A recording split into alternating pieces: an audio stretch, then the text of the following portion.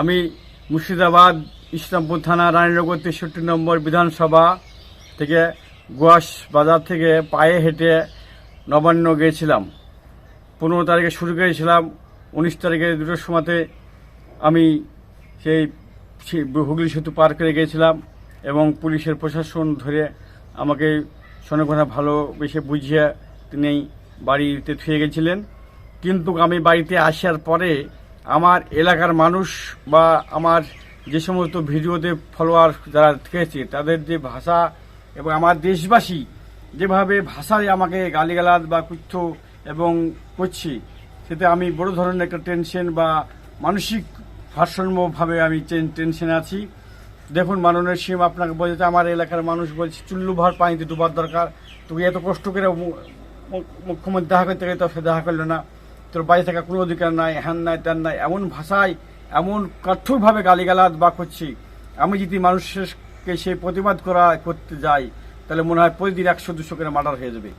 কিন্তু আমার দিলকে আমার মনকে কঠোরভাবে মানে একবার শক্ত করে যে মানুষের যে তীক্ষ্ণ কথা ভাষা আমি হজম করে চলেছি দিনের পর দিন, এই সমস্ত ভাষা হজম করার মতন নাই।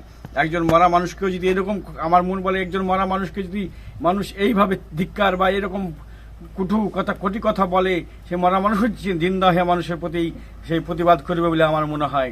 কিন্তু এই সমস্ত দুঃখের কথা মাননীয় মুখ্যমন্ত্রী আপনার কাছে আমি একটি কথাই বলতে চাইছি, রাজ্যবাসী হয়ে মাননীয় সিএম আপনি কাছে একটু অনুরোধ করতে চাচ্ছি, আমি আপনার কাছে একটু সাক্ষাৎ করতে চাই সৌজন্য, মানে আপনার একটু পায়ের ধুলো আর একটু সাক্ষাৎ করে চাই।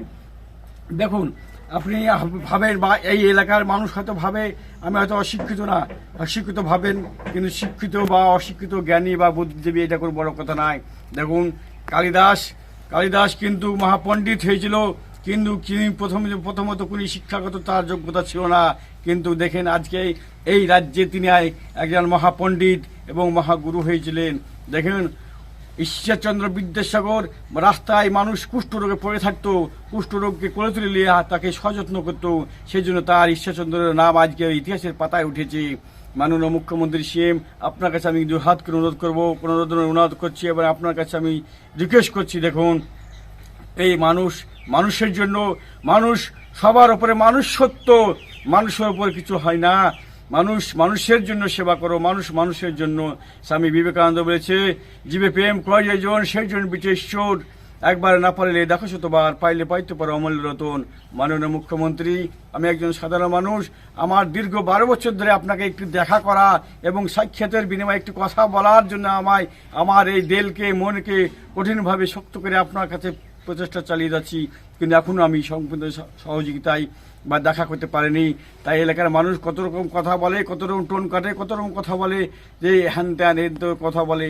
মাননীয় সিএম আপনার কাছে রিকোয়েস্ট অনুরোধ করছি এবং আপনি আপনার মহামূল্যবান সময় এবং আপনার হাজারো ব্যস্ততার ভিতরে আমায় একটু কথা বলার সুযোগ করে দিতে দেন, তাহলে আপনার কাছে আমি ধন্য হব।